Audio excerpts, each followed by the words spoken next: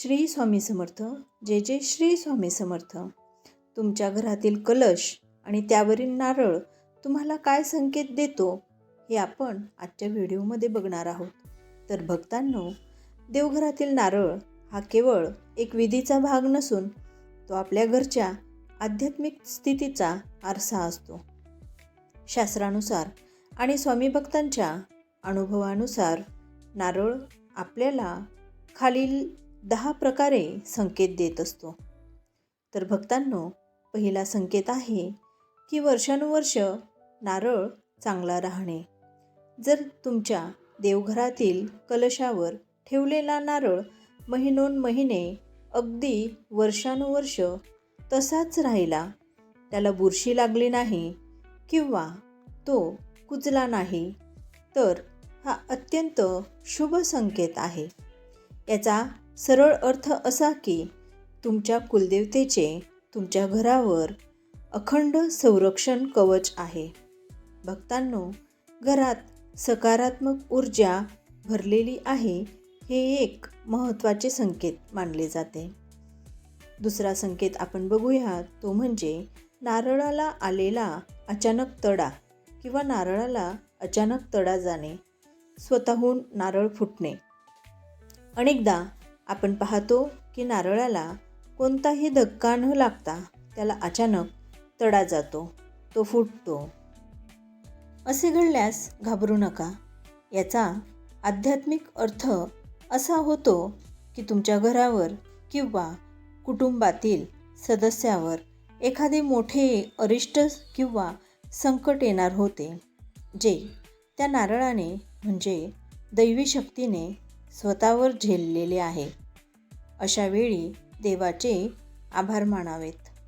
भक्तहो, तुम्हालाही असा काही अनुभव आला असेल किंवा संकेत मिळाला असेल तर कमेंट बॉक्समध्ये नक्की सांगा. तिसरा संकेत आहे नारळातून हळूहळू पाणी गळणे. जर नारळातून पाणी झिरपत असेल किंवा खाली कलशातील पाणी कमी होत असेल तर हे सूचक चिन्ह आहे. श्रद्धेनुसार हे सूचित करते की तुमच्याकडून एखादी जुनी परंपरा किंवा कुलधर्म, कुलाचार किंवा एखादा बोललेला नवस विसरला गेला आहे. देव तुम्हाला याची आठवण करून देत आहे. भक्तांनो, पुढील संकेत आहे तो म्हणजे नारळावर दैवी चिन्ह उमटणे. काही भाग्यवान भक्तांना अनुभव येतो की नारळाच्या शेंडीवर किंवा कवचावर नैसर्गिकरित्या त्रिशूळ, स्वस्तिक, ओम किंवा अगदी देवतेच्या डोळ्यासारखा आकार तयार होतो. हे साक्षात दैवी उपस्थितीचे लक्षण आहे.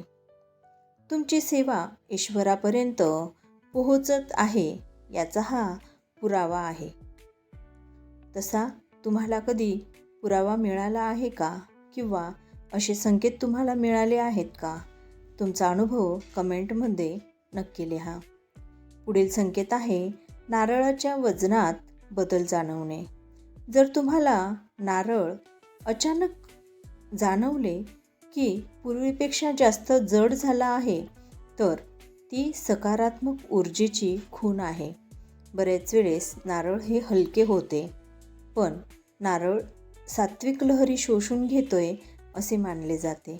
या उलट जर नारळ अगदीच हलका आणि आतून पोकळ, पाणी नसलेला वाटू लागला तर घरात नकारात्मकता वाढत असून तुम्हाला नामस्मरणाची अधिक गरज आहे, असा सावधगिरीचा संदेश मिळतो.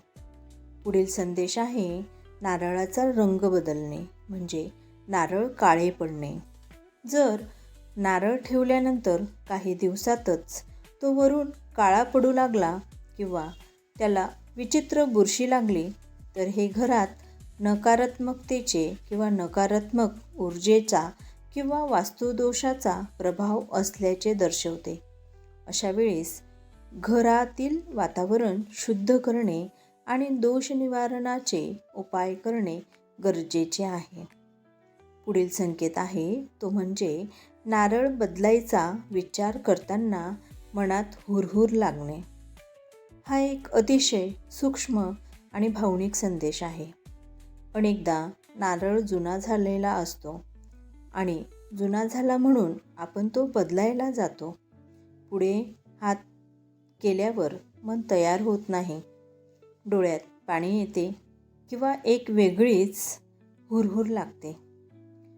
मनातून असे वाटते की आपण नारळ बदलायला नको. अशा वेळेस जबरदस्तीने नारळ बदलू नये. याचा अर्थ असा की त्या नारळातील दैवी चैतन्य अजूनही कार्यरत आहे आणि ते घर सोडून जाण्यास तयार नाही.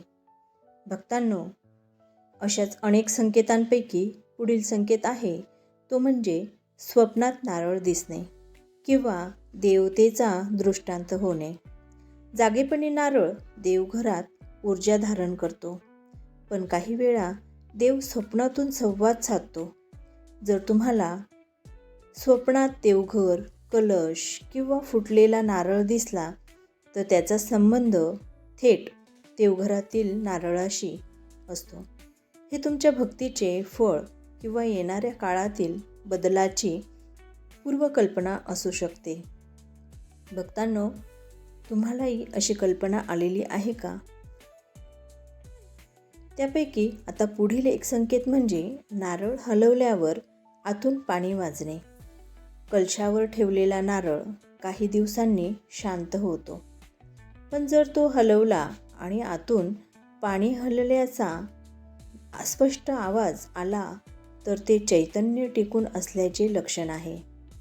ते पाणी म्हणजे घरातील जिवंतपणा आणि प्रवाही सकारात्मक ऊर्जेचे प्रतीक असे मानले जाते.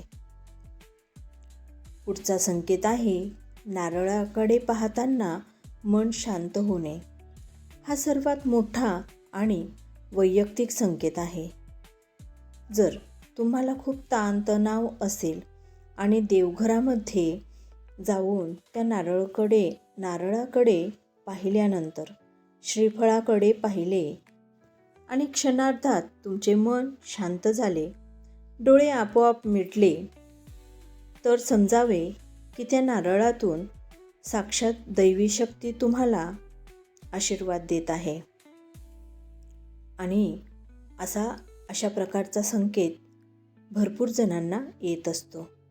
तर अशाच पद्धतीचे संकेत तुमच्याही आयुष्यात तुम्हाला भेटले आहेत का? किंवा अशाही प्रकारचे अनुभव तुम्हाला कोणत्या ना कोणत्या रूपात दिसलेच असतील तर कमेंट बॉक्समध्ये ते नमूद करायला विसरू नका. तोपर्यंत श्री स्वामी समर्थ. भेटूयात पुढील व्हिडिओत.